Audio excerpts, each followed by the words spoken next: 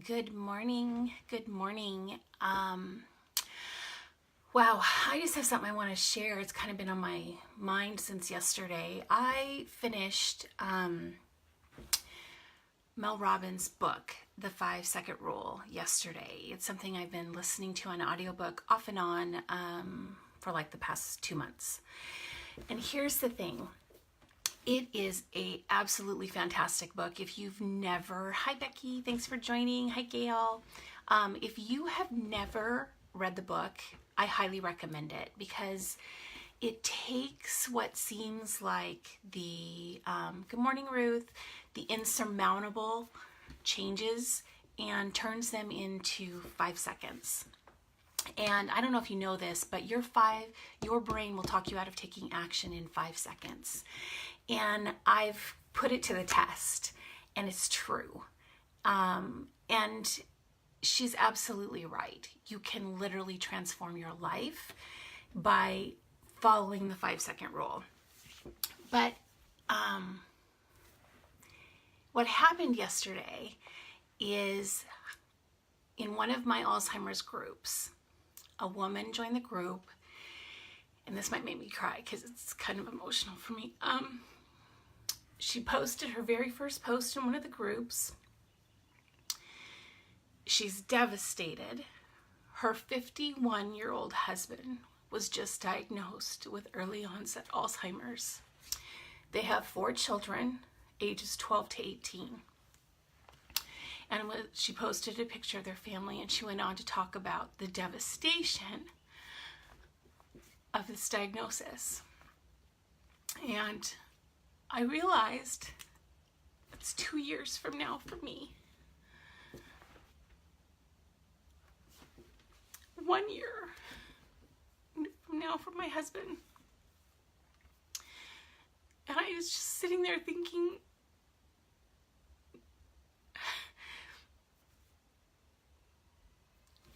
you work your whole life to live later. But what happens when later doesn't come?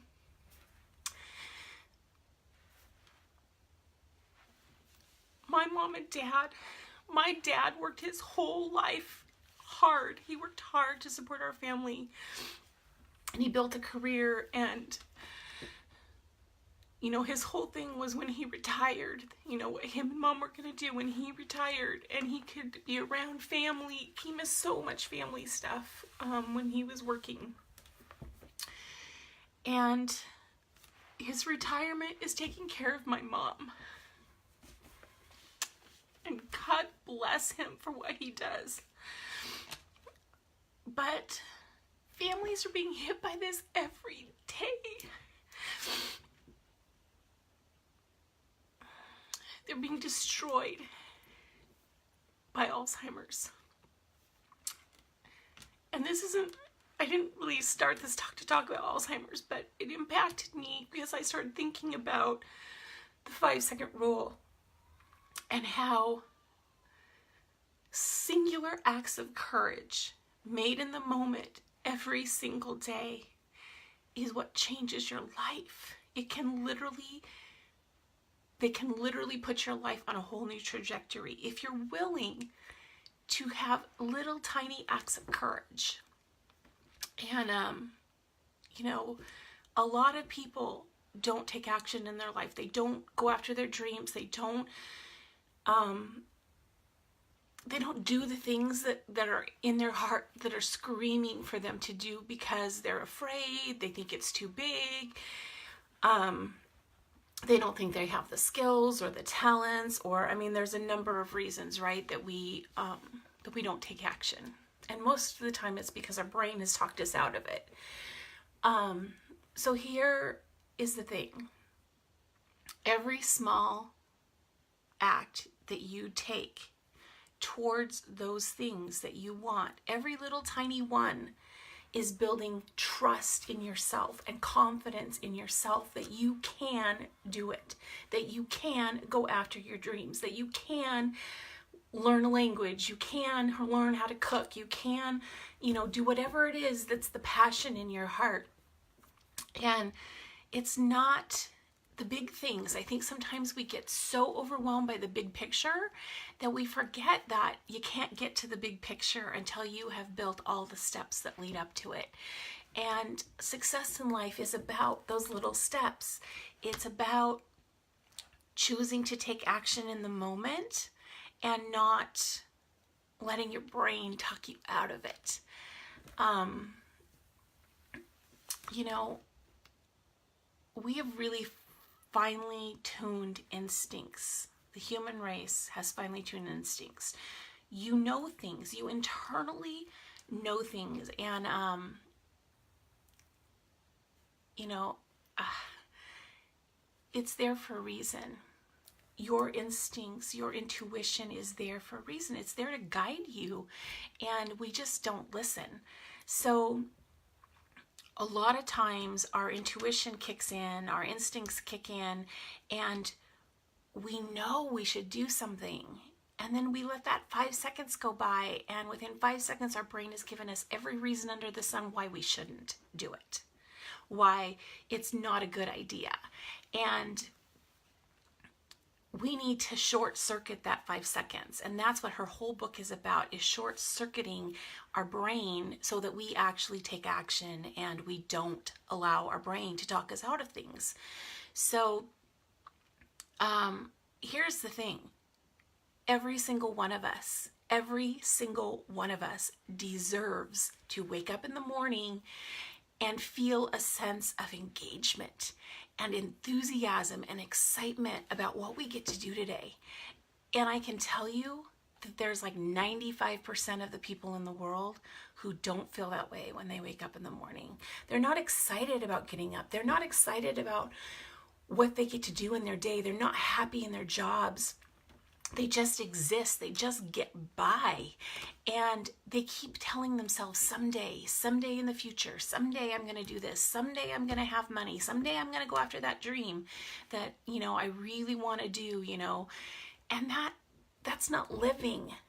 That's not living. So then what happens if you've spent your whole life doing that? And then like this family, you find out that you're suddenly diagnosed with Alzheimer's and a disease that's going to wipe your family out, and your whole world's going to change to become that of a caregiver, and those dreams you had, those excitements you had about the future fade away. Because I can tell you right now, all the things my dad talked about doing with my mom, he's not doing any of them. He's not traveling the world. They're not living in Costa Rica like they've always wanted to do. They're not doing the things that they planned on doing at this age. Instead, his whole world is about caring for my mom, about making sure that she eats every day and that she can use the bathroom and that she gets a shower twice a week and that she can get dressed. I mean, it's just, we wait to live, and we shouldn't. You deserve to feel excited about your life, excited and passionate about your life. So one of the things that Mel Robbins said in her book is this: if you are feeling depleted about something, like, and we know that feeling, right? Like, we have no energy, there's no excitement about it, it feels like it's a has to, you feel, I mean, it just feels heavy. If you're depleted about something, then that is not for you. As my friend Becky would say, you're closing down instead of opening up. And if that's you, if you're feeling that way about anything in your life, it's not for you, and you are not where you belong. And when you begin to get excited about something, passionate about something, energized about something, that's where you belong. That's the path you should be taking. That's the excitement you should be reaching for. One of my friends that I've met through my health and wellness business, she works really hard in a male-dominated business. And long hours, she's exhausted. She pretty much through the week, she doesn't she just works and sleeps pretty much through the week. And when I talked to her, she was telling me when we were in California this last week, she told me that she is just worn out. Like, she gets so caught up in that cycle and that routine that she just gets worn out. She doesn't want to do anything. And watching her come alive, literally go from the first day where she was tired and not a lot of energy to the end where she was so excited and ramped up and high energy and smiling, and like the change in who she was in those 3 days because of where she was and because she came back to life and she expanded and got energized. That's the difference that we have in our life. Like, literally, you can be drudging and getting along and getting through, or you can be passionate and excited and full of energy and can't wait to keep taking action and moving in that direction. Who do you want to be in this life? I mean, seriously, how long are you going to wait before you start living your life for you and not for everybody else? And that's a big one, because as a mom, I put my life on hold for my kids. I totally did. I worked. I did jobs that I enjoyed, but I wouldn't necessarily say they were like my excitement to get up every day. And I put my life on hold for my kids. And there are a lot of people who put their lives on hold for their parents. You know, maybe they're going to school and they're going to school because it's what their parents want, not because it's what they want. You know, maybe they wanted a career as a photographer, but their parents think they should be in business. You know, so they're sitting in business classes being miserable because it's not where their passion is. It's not what they want in life. So, you know what? Quit living for somebody else and live for yourself. Find what excites you, what gets you passionate, and then take those little tiny baby steps, those little moments and acts of courage, and follow them. Follow them. Each one builds upon the next and upon the next. And pretty soon, the things you thought you couldn't do, you're doing. The phone calls you're making, the people you're connecting with, the choices that you struggled to make before suddenly are easy for you to make, and they feel like you've been making them forever. Each one builds upon the integrity of who you are as a person, builds trust and confidence in you to do the things that are in your heart to do. None of us start out at the top. We have to build ourselves into that dream. That's how it works. And if you're not willing to take the work and the effort and build who you are to match your dreams, you will forever be spinning your wheels, forever be waiting to live. And I'm not willing to do that. I'm not willing to do it. I'm not willing in a year or 2 years or 3 years to hear a potential terrible diagnosis from one thing or another. This world has thousands and hundreds of diseases, and wish that I had done something with my life before then. Wish that I had lived. And I don't want that for you either. So here is my last thought.